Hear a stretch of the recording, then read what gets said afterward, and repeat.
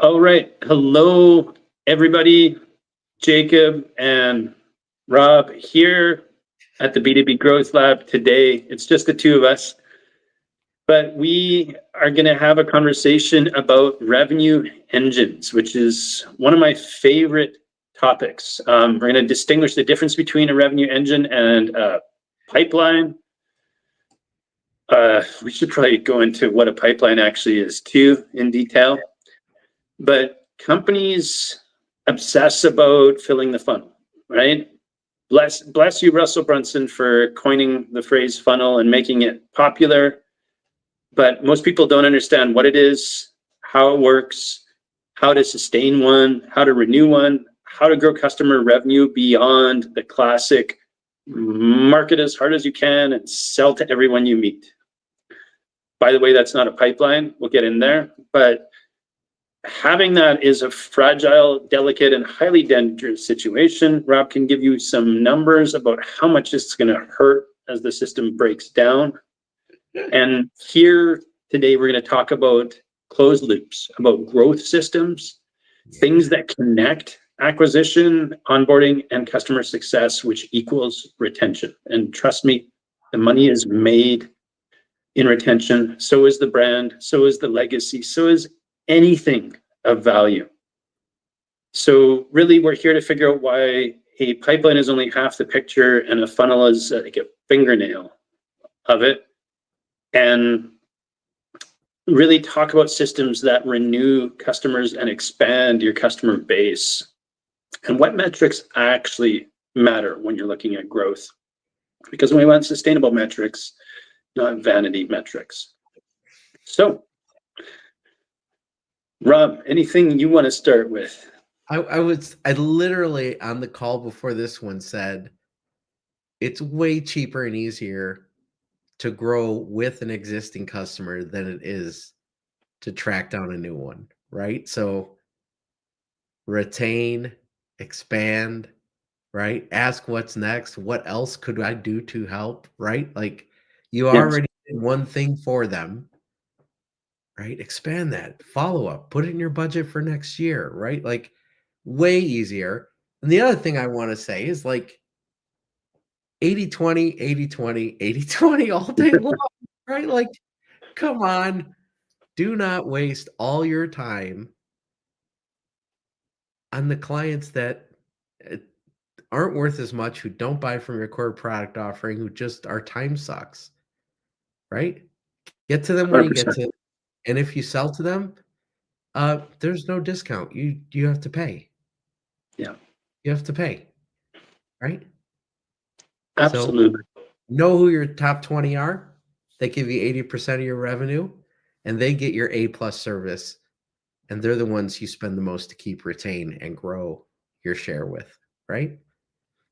Absolutely. I love the conversation about lifetime value. Yeah. I don't think enough people measure it, consider it, know what it is. I was meeting with him again today. There's this consultant we've done some work with, and I tell the story he told me the first time we ever met because it is so consistent and true. He helped this guy, founder, get to $100 million exit. Nice. But his goal, private jet. That was his thing. That was his mountaintop. He was going towards it. Okay. I wish I would have bought his company because they had a 50% churn. And by the consultant's own words, Buddy could have exited at 500 million if he'd cared about the customers instead of the jet. Right. So whoever bought that company got a bargain. Because by fixing one major problem, they're probably easily able to double the bottom line and then 5x according to the person who led him every step of that way. Yeah. So every dollar you spend, consider that you might be leaving $5 on the table or losing $5 by not paying attention and deploying appropriately. Totally agree. Totally agree. once you have them on the hook, right? Once you've done something wonderful for them and they're happy, that's when you have some leverage to be able to ask for something of value in return, right? Absolutely. Can I get an endorsement? Who could you refer me to? What other departments in your organization, right, could use this same kind of thing, right? When they're telling you how happy they are, the flywheel is a spinning. Let's go Yes. ahead and get some value out of it, right? Yes. I walked into taught a class for a client the other day, and worst opening to a class ever. Um, the director got up and announced it was his last day there, and it totally like sucked the air out of the room, right? Like it I was his bet. opens my class with his farewell speech, right? So okay, right? I've survived worse. So I get up there, we do the thing, right? We have the class, and he comes up to me, he's like, "That was fantastic. That was fantastic. You know, I'm going to this other office for my new job. Give me your personal email. We need to do this over there too." Right? So even when you don't think it's the right start, stay open and do your thing and then engage in the conversation and see what you could do for that person whose last day it is, because you never know where people are going, right? Absolutely. Yeah. Yeah. Get schedule the follow-up with the client you have, leave the gig with another client, right? Leave it with some more prospects, follow on work, right? Like keep that person happy, right? 100%. Yeah. Yeah. That is very, very well said.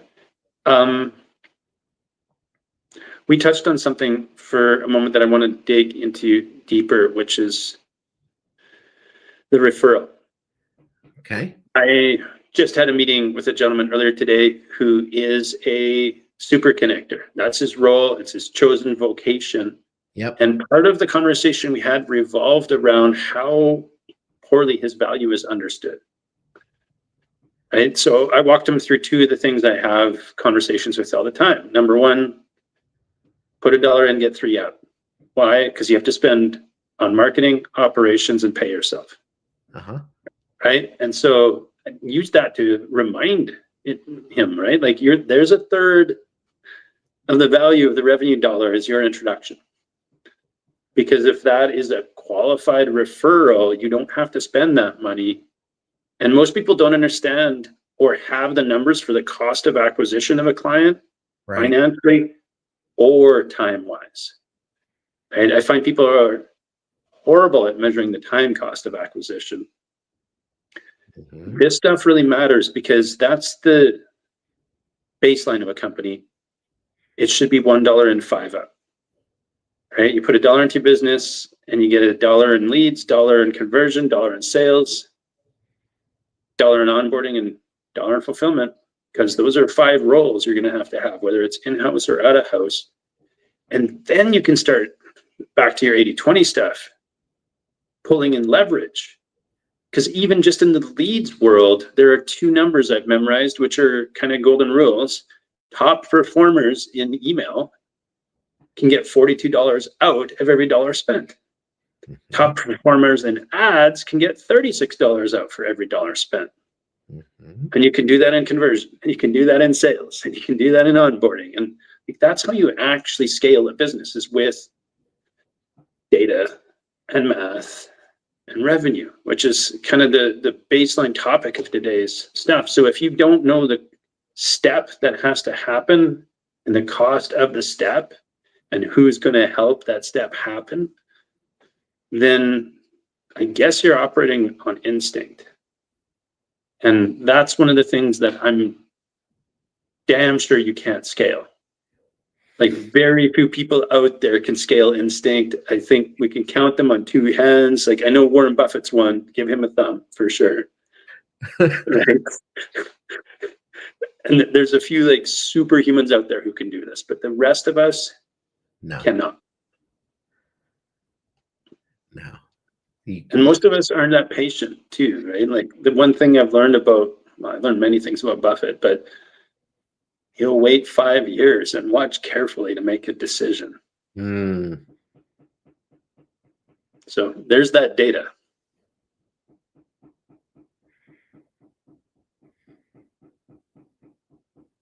He does that with intention. Yeah. I've done that because of constraint. Right. That's different. Way different. And he's aware of that's how long it takes to have an impact on a change, right? Like this is somebody who spent their whole life witnessing these long arcs that, again, most of us don't have the time for, right? We don't have 5 years to close a sale, to stitch together a deal. And I haven't met any clients who are like, yeah, take 3 years, work really slow. Right. Right? Deploy these changes as conscientiously as you possibly can. Hair might grow faster than your rollout. Nope. No. Nope. The pressure to build, the pressure to go, the pressure to SEO, AEO, GEO optimize, the speed is real, right? Yeah. Speed is real. The demand is real. Getting the engine going takes push, right? You don't get inertia unless you put some initial energy in, right? A lot. But it's a lot. But once you get inertia, it does get way easier, and keep it going is easier than getting it going. So yeah, don't be afraid to push hard in the beginning, but at the same time, understand that it's an investment in inertia. Yeah. And then one thing I'd reflect back is like, it's okay to push yourself. It's okay to push your team. There are people who can help you figure out how to get alignment going and all that sort of stuff. But that's all internal ops. You shouldn't push the leads through the pipeline or through the funnel. The one of my favorite terms in that whole lead to conversion to sales process is nurture. Mm-hmm. There's so much power when you take that seriously. And so again, like the promise of today was that we're going to talk about how to actually put these things into play. You've heard Zach say it a dozen times, Rob 20 or more. Talk to your customers and talk to the people who are serving them. Yes. Right? These are not sales KPIs. This is customer success and the account manager feedback, and use all of that to inform your pipeline so that you get the right people who are there because they want to be there, and they'll make the moves in the right time, and everything starts to get really smooth because they're moving at a pace, right? Like nobody kind of tells water to like speed up, slow down. Like you just give it gravity and it flows. Uh-huh. Your tone, your tenor, your cadence, right? Right. What does nurture sound like? What does nurture feel like? It doesn't sound challenging overtly. It doesn't sound bro-ish. It doesn't sound right. Yeah. It sounds genuinely emotive. Yeah. Thanks so much for the call the other day. I couldn't help but cheer for you inwardly and outwardly when I heard you talking about blankety blank, right? Yeah. It's like you were reading my mind. Yeah. I look forward to our next conversation. I'm following up today I sent you 2 emails over the past 2 days. Want to be sure you got them. Let me know if you didn't, and this one made it, and I'll send them again. Right? Offer a service, making sure, right? Little human. Yeah. Yeah. Clarity, clarity, clarity, clarity. Not just blunt direct. Did you get the emails I sent? No, don't do that.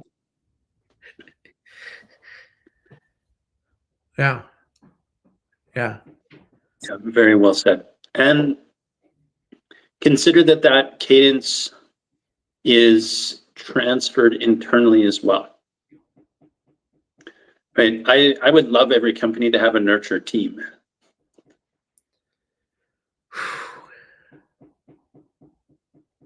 The closest I ever got to that when I was with TMO, Thermo Fisher, they started calling it, this back in the day of Mariah Deckers as CEO. They started calling it customer delight. Nice. And that change in sentiment from customer service to customer delight actually changes people's mindset and their behavior relative to the people they're serving, right? Yeah. Yeah. I know we keep going back to the food services, but it's just such an easy place because everybody has gone or goes for dinner or gets served food for money. Right. And you just reminded me of, like, I worked at this restaurant when I was putting myself through college. And that's maybe the first place that I really learned SOP in terms of a service. There were the basics, right? Like the quality service check was 2 sips or 2 bites. How is everything here? But it wasn't what they responded, it was how we responded to them. And what I mean by that, and this was the entire restaurant, a number one rule, right? Every section had a section manager who was part of the wait staff, but then there was a floor manager. Uh-huh. And the second anything negative was said, the wait staff were trained. We do not respond. The only thing you ever say is, I'll get you a manager. And you could already rest assured that because a manager was coming to that table, individuals, beverage covered. Yep. Right? If it was a 2-sentence discussion, that happened. If it was a 4-sentence discussion, their meal. If it was an 8-sentence discussion, whole table. Right. And that was it. It was just like a 1, 2, 3. And, you know, restaurants like throw out food and all that stuff happens. So comping a meal isn't a magical thing, but the loyalty that it bred. I remember working there on New Year's Eve because it was a great night for tips. Right. And there were people who rang the bell in the foyer of the restaurant because they couldn't get a table. Right? Like, who does that? Who lines up at a restaurant to celebrate New Year's Eve? Uh-huh. People who loved that place because they were always treated with like this level of respect. If things weren't perfect, we'll make them perfect to win you back. It was such a great lesson.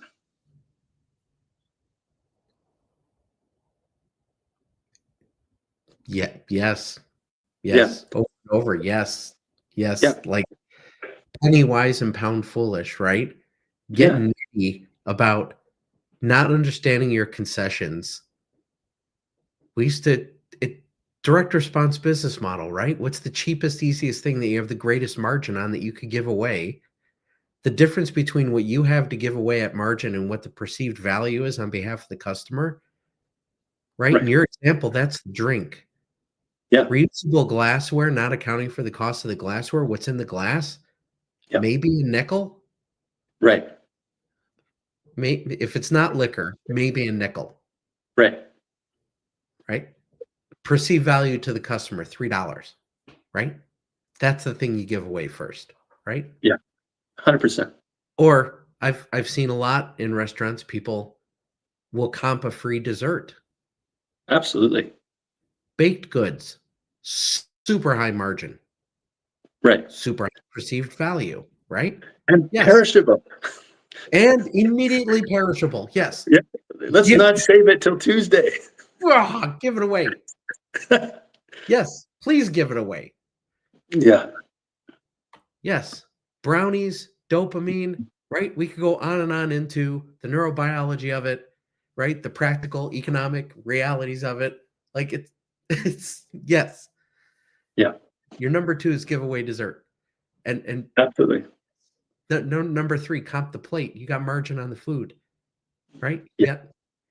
And the loyalty that you drive, the fierce advocacy and loyalty. What how do you get your Google reviews, right? What do people Mhm. post about you on Yelp, Yeah. right? Everybody makes mistakes. That's not the point. How you deal with them in the moment makes all the difference to the loyalty of the customer. Yeah.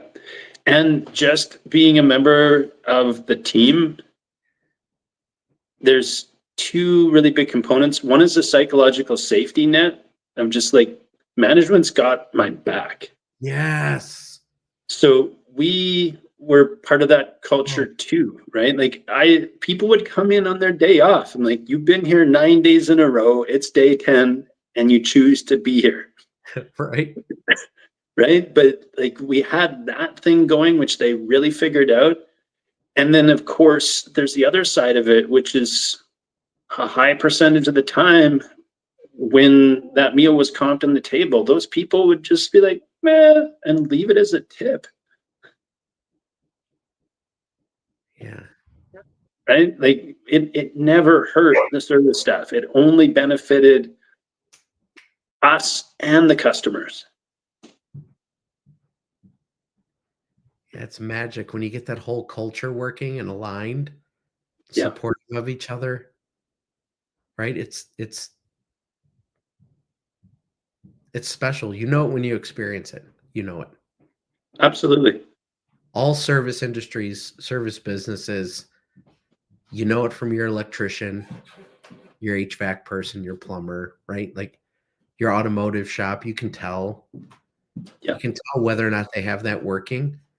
And you know when you walk in whether or not they have that culture. Right? Absolutely. Yeah. And then the costs are not high. Right? Like what's the cost of, well, a classic example, you get invited to somebody's house for dinner, you show up with a bottle of wine and flowers. Right. Right? If you're in a business that does house calls, like there's a space or a within reason for this kind of stuff that has a massive margin, and all they need to experience is that's so thoughtful. Yeah. So yeah, you said it earlier in a different way, but I do think there are opportunities absolutely everywhere to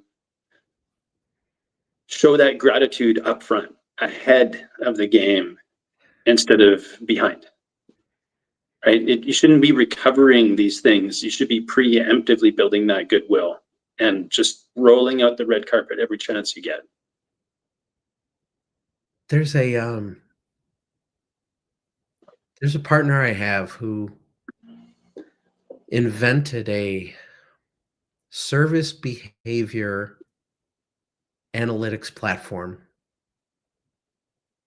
And I was talking to him about integrating that into so many service industries, not just retail. Right. Right. And the impact of reinforcing that culture to keep that revenue engine going, establish that commitment, that retention, that loyalty. If you put that QR code on the salesperson visiting the house and it's on the card you leave behind with the customer, and it says, "We care about the service to you. Behavior matters." Right. Right? The service person knows they're being held accountable. Right. The customer gets the message that the business owner really cares about the behavior of that service person, that what they did, right? When you take Right. the right kind of feedback efforts in the right way, and you ask about the right things, not 6 screens of 5 questions each, getting really nitty about now I'm complaining about a restaurant I ate at, right? Can we ask you a few questions? And 15 minutes later, I'm like, when will this damn thing end? Right. Right? Be respectful of your customer. If you ask them for feedback, you get like 3 minutes. That's it. That's it. Right. A few questions. Click, click, click. You're done. Did they do these 3 to 5 behaviors? That's what we need to know. Is the behavior on point? If the answer is yes, we're not asking about pricing. We're not asking about, did they hit their service time plus or minus 10 minutes? We're not. Nope, nope, nope. Behavior, right? Short form behavior. Ugh. Yeah. The contrast couldn't be more real. Yeah. And there's a chance to lift it. That's one of the things I'd say, because the "how's my driving" sticker on the back of the truck is basic.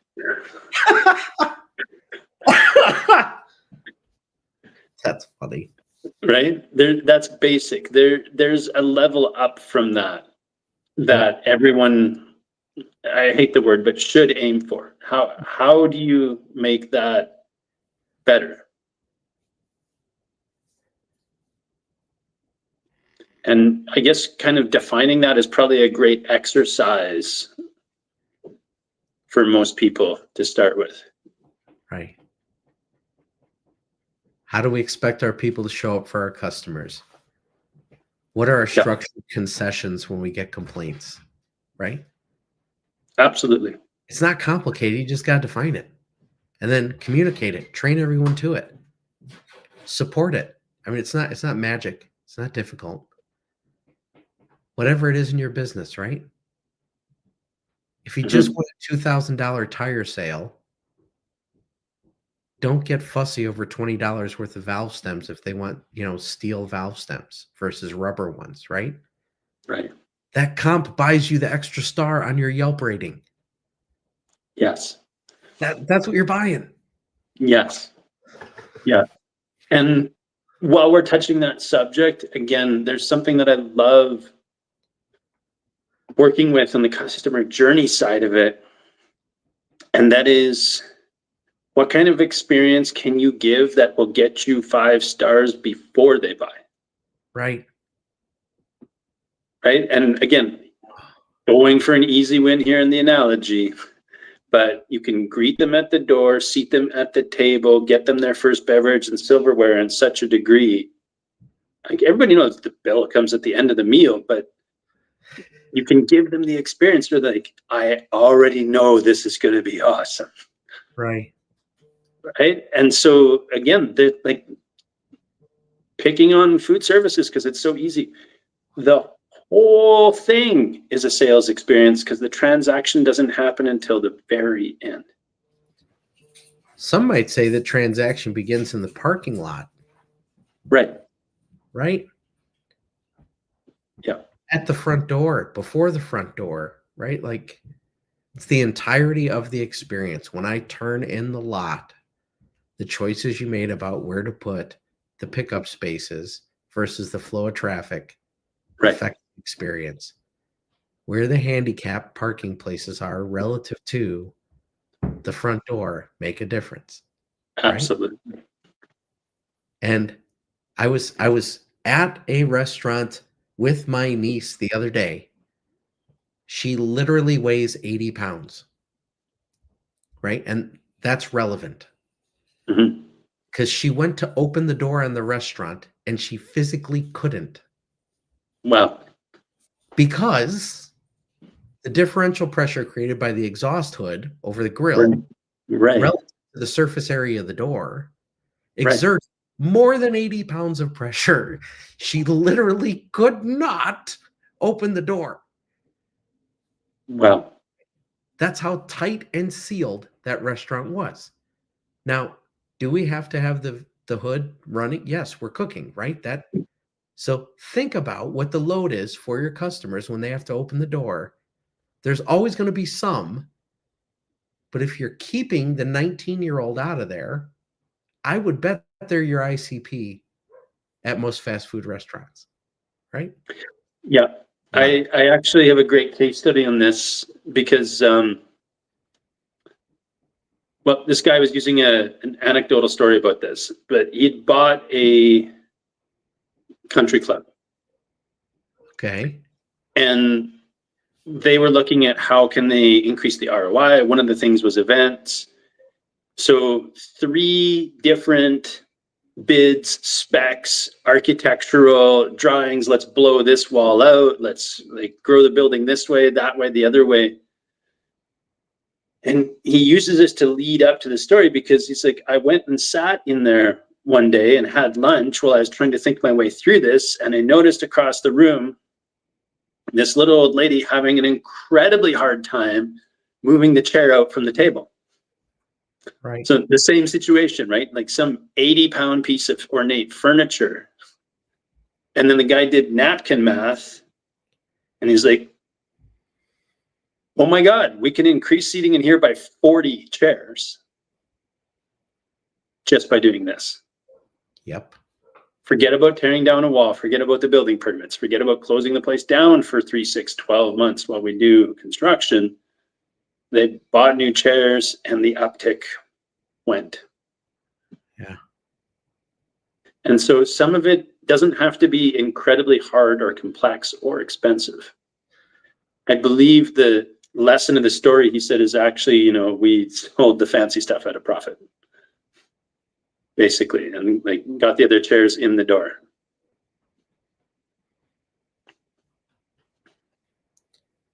My sister runs, she and my brother-in-law run a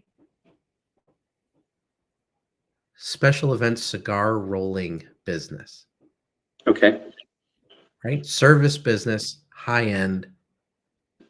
Very. Their main competitor in their geography does the same business, and he sits there with headphones on, listening to music, and he interacts with his customers via hand signals. 1, 2, do you want one of those? Flat expression on his face, right? He's the dominant market position, hanging out, collecting his annuity, providing a crappy experience, right? He's running like 3 stars on Yelp, right? People use him because he's the only guy. They show up, right? Properly dressed, nice, friendly, well-groomed, right? Right. Right? Having a full conversation. Oh, what kind do you like? Oh, we brought these. Oh, yeah. What about that? Oh, would you like a guillotine? How about a lighter? Right? The upsell. Ding, da, ding, da, ding, da, ding, da, ding.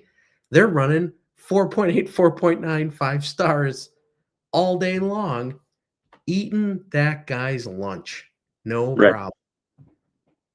Right? Get the revenue engine going when you have them, sell them, right? When they're right in front of you and they're already happy. Hey, would you write us a review? Like right now? Yeah, right now. How about that? And another piece of hidden gold that, you know, Rob, you just touched on, but I think we need to really focus on for a moment. Back to that customer journey, the pre-sales process. Yeah. Assume you're not the first they've ever interacted with. Right? So it's like, well, what brought you to us? Because you can mine all the complaints about why they're leaving so-and-so and potentially exploring you. And I don't know if you can put a price on that kind of information. Yeah. Yeah. Know your value prop, know where you have earned the right to win, know your competition, right? Where are they weak? Absolutely. Build your engine to compete. Yes. Yeah. Yes. Yeah. And, you know, leverage your competitors. Leverage them because, again, if they're coming to talk to you, the chances are, I don't know the percentage, you might have one, but there's a percentage of the time that they're leaving someone else. So you might as well find out why. Right. And maybe don't put that as the first feature you talk about in your sales call.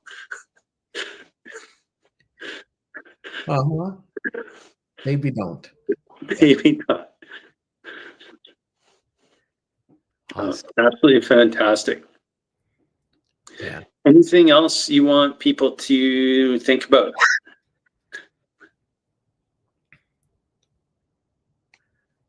That cost of acquisition is always higher than cost of retention. So take care of the people who are already part of your engine, service them well, ask for the referral, ask for the review, ask for the video endorsement, right? Yeah. Real easy to do nowadays. Yes. Hey, let's hop on a call and talk for 10 minutes about how awesome what I did was. Right. Throw that on your website, right? Absolutely. Yes. Love it. Love it. Get your engine going. Yeah. And don't be shy about asking those questions in the sales side of the pipeline as well, not just in the onboarding and fulfillment. There are moments that matter there. There's impact that matters there. There's the thing we touched on 3 times already, which is why are they leaving somebody else to explore coming to you? All of those things are components. That feedback helps you actually build a funnel and a pipeline that work rather than a thing that you just ram leads into and hope for the best. Well said. Thank you. Awesome. Absolutely. See you next week. Thank you so much for your time. Awesome.